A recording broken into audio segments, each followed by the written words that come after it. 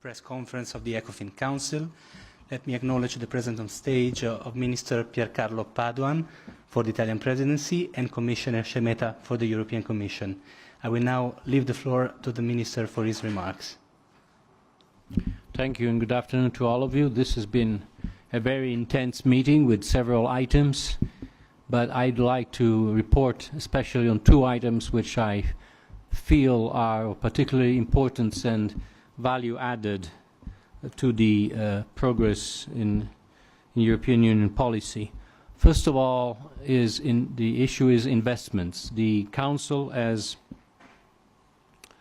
agreed on a joint statement which summarizes the importance of boosting investment in Europe as a pillar for the growth strategy that the EU presidency has put on the table at the beginning of its mandate in July. We are now moving towards more concrete measures to be taken. We have identified several areas in which investment needs to be boosted.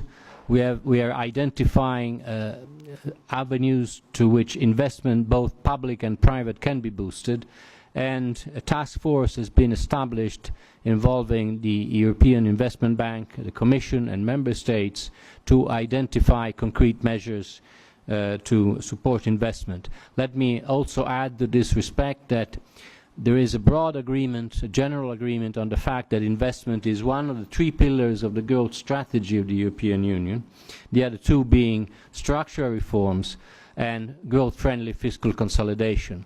Let me just mention as an example of this the fact that investments have to be based on profitable projects, so profit opportunities must be made available in addition to finance, and structural reforms by improving the business environment is a main way forward in generating profitable projects by facilitating investment. So structural reforms are at the other side of investment, while investment is the vehicle through which the benefits of structural reforms are delivered and spread around in the economy. Also, having a growth-friendly fiscal consolidation strategy implies that while we continue to pursue adjustment in public finance, so further strengthening sustainability of public finance, we do that in a way that supports growth and investment by changing the composition of both taxation and spending. And this is increasingly becoming a guiding principle of budget policies in member states.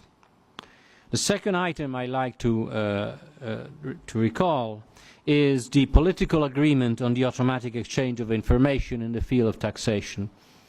27 member states have agreed to move towards the automatic exchange of information by 2017. One member country has committed politically pending the solution of technical problems and final agreement at home. So I can safely say that the EU member states are now making a substantial progress towards the fight against tax evasion and transparency, adopting a global standard and also involving in this a number of other countries, so-called early adopters, which will sign an agreement later on this year in Berlin, and also contributing to further progress at the global level, as this is also related to progress within the G20 environment towards tax evasion. Let me conclude by saying that I think this is a very important achievement, a very concrete achievement, which I would like to describe as an international structural reform which will change behavior, will move behavior of taxpayers away from the temptation to evade taxes and companies and towards a more compliant relationship with tax authorities, and will also bring additional resources to countries that join this agreement. So this is a win-win situation, and I strongly welcome this. I conclude my short presentation, and Algirdas, the floor is yours.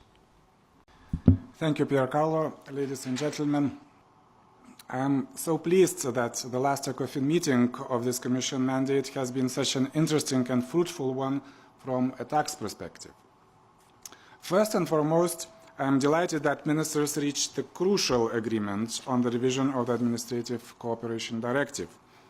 It is the perfect final for a mandate that has seen the fight against tax evasion pushed to a whole new level. This revised directive promises full and lasting tax transparency in Europe. Bank secrecy is dead, and automatic exchange of information will be applied in its widest form.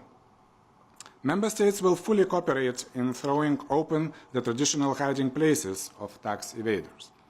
Moreover, this legislation will ensure that the EU is fully aligned with the new global standard of automatic exchange, which world leaders have now committed to. As such, our operators and tax administrations will enjoy more certainty and fewer costs, thanks to complementarity of EU and global requirements. With today's agreement, the EU is once again keeping the pace in international tax developments. We are ensuring that our own house is in order and embracing the highest possible standards of good governance. This sets the bar for our international partners, and we can reasonably expect them to follow suit. I very much welcome Switzerland's commitment to the full automatic exchange of information, which it confirmed again last week. The Commission has committed to concluding negotiations on new tax agreements with Switzerland, Andorra, Monaco, Liechtenstein and San Marino before the end of the year. We can now believe that they will be vastly more ambitious than anything we could ever have hoped for when we started. While on the subject of Switzerland, I warmly welcome today's joint statement that it signed with the 28 member states here in Luxembourg. This joint statement, under which Switzerland commits to removing harmful corporate tax regimes, is the result of intense dialogue between the Commission and the Swiss authorities. It is further proof that when we work together in the EU to push for fair taxation, impressive results can be delivered. This was also the spirit of our breakfast discussion today on corporate tax avoidance. As you know, tackling aggressive tax planning has been a top priority for the EU and this Commission.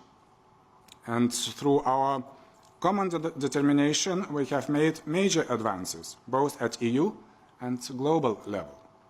Internationally, the first BEPS deliverables were agreed by G20 finance ministers last month. Now, the pace and ambition must be maintained in order to successfully complete this project next year. This is crucial to create a fairer, more appropriate corporate tax environment worldwide. Today, we had a chance to consider how the EU can actively contribute to this goal while continuing to tighten our own defenses against tax avoidance. Central to this discussion was the first major proposal I made as Taxation Commissioner, the Common Consolidated Corporate Tax Base. When I presented the CCCTB in 2011, it was already hailed as a groundbreaker in taxation, given the major simplifications it offers to cross-border businesses. Since then, another huge benefit of this proposal has risen to the surface. The CCCTB can be a powerful tool for reducing tax avoidance by, for example, preventing double non-taxation and removing mismatches. In fact, many elements of the CCCTB mirror solutions which are currently being looked at by the OECD in the context of BEPS. I therefore strongly believe that it is an initiative that must be seized with both hands and agreed on quickly. I very much hope that the Italian presidency achieves its objective of presenting a compromise proposal on the CCCTB before the end of the year. The end of a mandate is a good time to reflect on successes, and I am proud of how many there have been in taxation during my time here. However, it would be untrue to claim that there have been no disappointments. And for me, the biggest of these is the fate of our Energy Tax Directive. This was another early proposal I made. It was full of ambition, but also full of common sense. The aim was to completely restructure the way in which energy is taxed in Europe, aligning it to our wider energy and climate change goals and ensuring fairer competition between different fuels. Unfortunately, the subsequent negotiations on this file have left us with a barely recognizable proposal, one that is not only void of all the improvements we had put forward, but may even aggravate problems that currently exist. This is a lost opportunity, and it will be for the next college to decide how to proceed with this file. However, as we strive to create an energy union, member states cannot ignore the critical influence that taxation has in this area.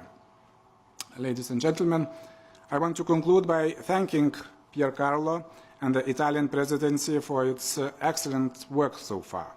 I know that they have even further ambitions for many tax files before the end of the year, and I wish them all the best in delivering on them. For my part, I will continue to follow EU tax policy with great personal interest, and I am confident that the many important tax decisions that have been taken at Ecofin over the past 5 years will continue to resonate many years to come.